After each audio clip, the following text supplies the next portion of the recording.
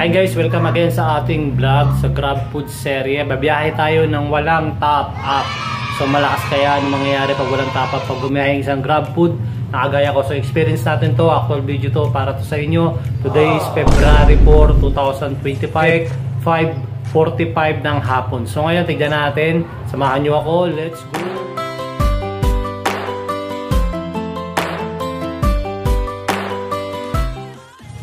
So ito guys, nag-aantay tayo ng booking dito sa bahay. So wala pa rin pumapasok. Yung sinabi kong walang top up, ito guys, yung puhunan. Ang papasok lang sa atin na booking ay mga Grab Pay lang. Kasi tayo ay negative 977.56. So ano mangyayari sa akin? Papasukan ba ngayon? Malakas pa rin ba?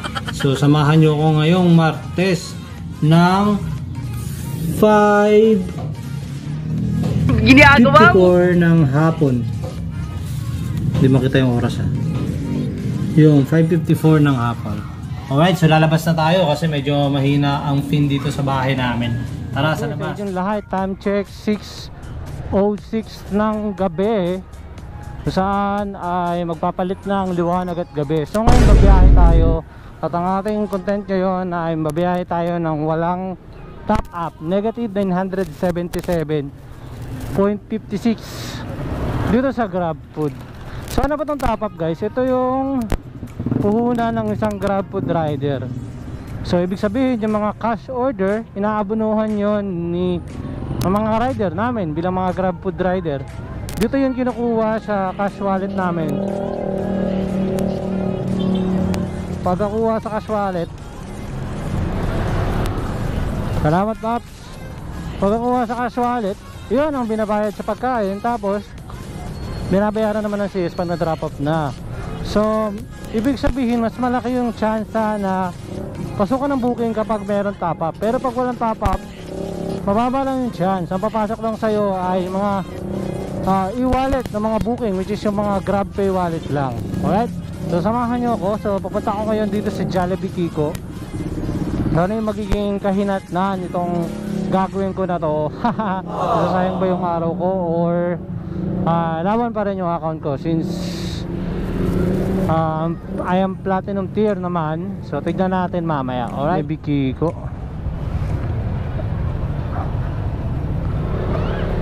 Medyo marami yung nag-aabang ng booking. Lalo na doon. So sana pasukan tayo agad kahit wala tayong top up.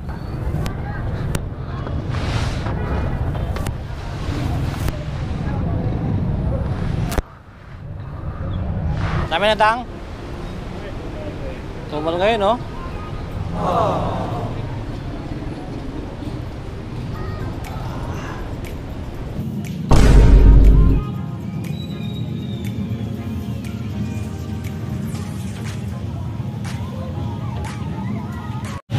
So, dito tayo sa tambayan natin ngayon sa Jollibee Kiko. So, wala tayong tapos. Iba daw may tapos na pero mag-remat pa rin. So, sana pasukan tayo. Okay, so mamaya kung wala dito, hindi pa kasi wala akong tapos. Tayo ng SM. Bye, so just wait na tayo. Hindi ko 7 book na rin. Wow! So, malata ngayon kasi ano eh. Nagbayad yung mga tao. Kahit sa FT yan, dami na kabungan. Kahit sa SM? Hindi ko kumuha ng Kenday kanina. Oo. Sa FT na ako natapos. Box na ako sa Robinson. Oo. Nung mga rating ako FT, wala pa rin. Pag sumapay na ako FT, nakapag-pertuan ako, wala pa rin. Nakailang pondo ka? FT, umuwi na ako. Tatlo lang. 3 pondo mo hanggang sa res? 2:30, umuwi na ako. Pero alas 12. No? Alas 12. 2:10 lang yung last order ko eh. Wala. Pinangina, disaster agad yung muna. Booking, tumal. G-Shock. Tumal dito. Ha? Tutok na rin sa FT na naman. Mamaya, bababa ko SM. Wala pa rin. Tumal talaga. Dami nag-aantay doon. Time check, 6:30 actually peak. Ayos ngayon, dapat maraming booking ngayon. So wala pa rin tayo. 6:18 na. So mamaya mga 6:30, bababa tayo ng SM. Mga nag-aantay. 10:36 ng gabi, wala pa rin booking. Still waiting pa rin sa ating mga rider na nakatambal. Mga malakas. So disaster na nangyari sa akin kasi top up, negative 900 ako. Pero mag-wait tayo pa rin ng booking. So ngayon guys, nakita naman natin maraming tambay sa Jollibee Kiko kasi matumal. Kahit yung may mga top up, hindi sila pinapasukan. So ayokong mag-antay ng napakatagal, baka masayang yung oras ko, wala akong mauwing kita. So kailangan kong gumalaw, kaya lilipat ako sa SM Fairview. Doon kasi medyo mas maraming merchant doon, possible na mas pasukan ako ng booking.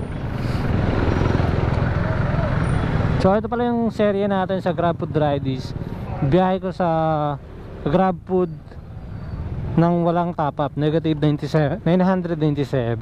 So meron naman akong pera doon pang top up, pero pinili ko na wag munang mag-top up para mapakita ko sa inyo yung disaster na nangyari. Disaster ngayon nangyari kasi sabi ni Eduardo kanina kasi nga walang booking nangyari sa kanya. Yun. And yung top up ko na 4,000 na gamit dahil nagbayad ng field trip yung mga bata. Yan, and then negative talaga ako na 977. So ganito yung GrabFood guys. May mga time talaga na walang booking pa isa-isa. Tapos siyempre pag kumukonti yung demand, so yung supply naming mga GrabFood, so marami kami, konti lang yung pinapasukan ng booking, ganon. So kailangan din talaga ng tiyaga tsaka malaking pasensya dito. Siyempre tamang diskarte din kasi sa lahat naman ng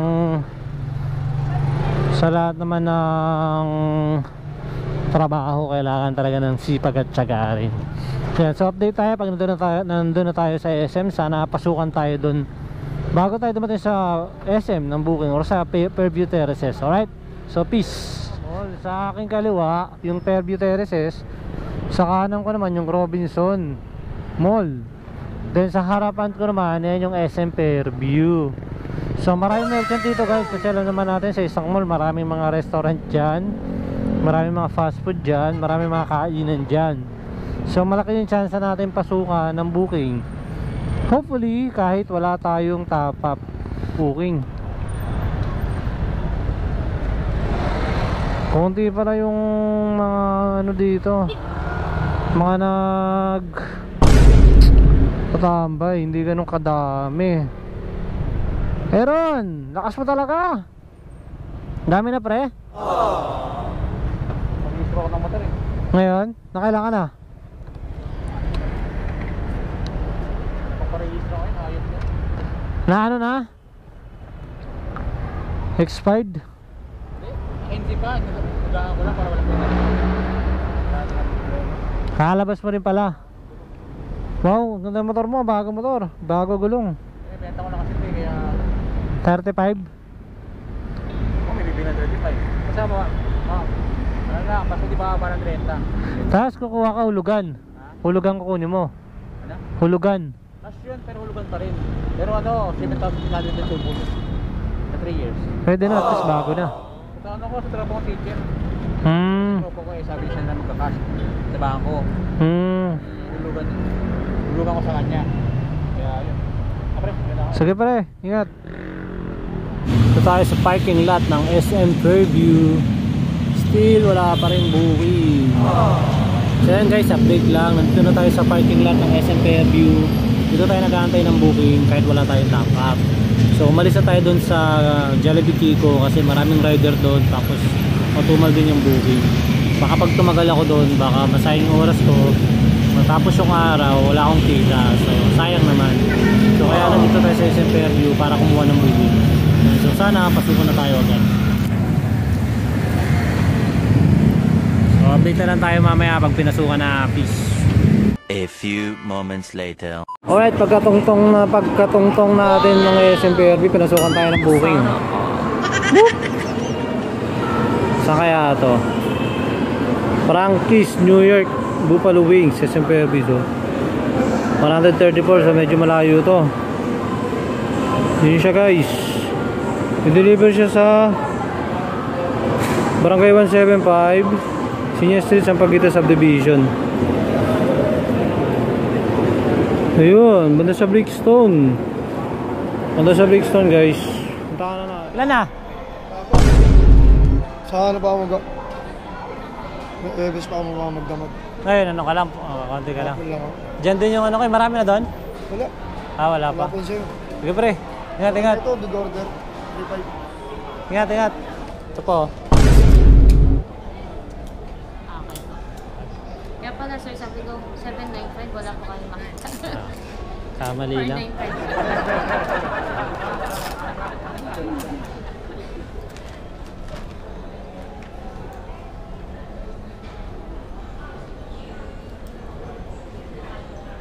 Hey sir. Lowell po.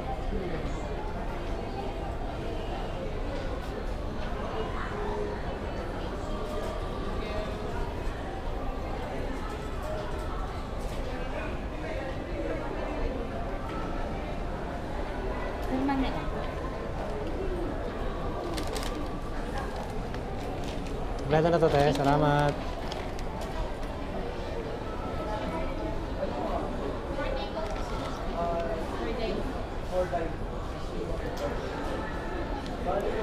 Nakita naman natin unang biyahe. Pumasok sa atin ay Frankies, New York. So pumalo siya ng 1 oras mahigit yung paghahantay ko ng booking. Wala akong planner dito kasi SM Fairview. Then tumagal naman ng kulang-kulang 1 oras yung waiting time ko sa order. Salamat Paps. Yun, isang booking na tayo since kanina pa ako umalis, alas 6 ng gabi. So ito yung pangit kapag wala kang top up guys. Ang mangyayari sa'yo, yung malalayo yung papasok sa'yo tsaka grab pay lang. Ibig sabihin sabog na talaga yung drop off mo kasi hindi mo kontrolado yung yung booking kasi yung mga cash order nilalampasan ka dahil wala kang cash. So ang papasok lang sa atin grab pay lang. So ngayon yung booking natin medyo malayo. Sa may Brickstone siya banda, Sampaguita Street. So fare niya is 134. Goods naman yung fare, but in terms of makarami ka, medyo mahirap kasi kung nag-deliver ka doon sa Brickstone, babalik ka na naman sa SM. Sayang oras, sayang yung gas. Kaya mas advisable talaga pag mayroong top up kasi kuha mo lahat ng booking 100%. Thank you Pops, papadaan nyo sa akin. Alright, so di-deliver na natin to. Sana mapabilis para makakuha tayo ng bagong booking ulit. So update na lang tayo sa drop off. Boss, kuna boss, sandaan.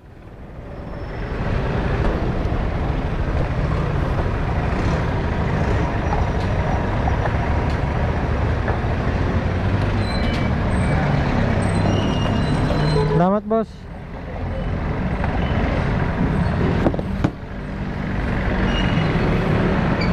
Alright, so get ready na to sa magdamagang biyahe. Dun sa kapagpagasa tayo, so diretso na tayo sa drop off natin. So yung nililiguan ko ng ilog ng bata pa ako. Ayan, 3701 dito sa Green Gate.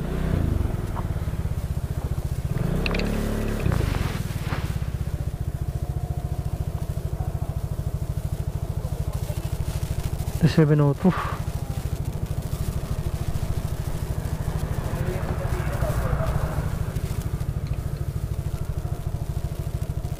Tawagan natin si Justin T.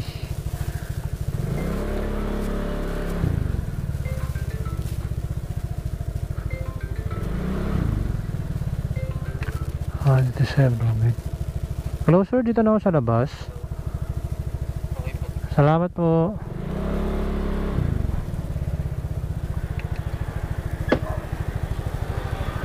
Bayad na siya. Grab pay payment.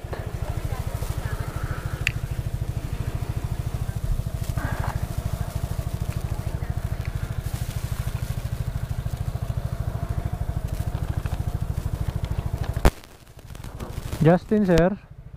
Ito sir, maraming salamat po. Thank you, sir.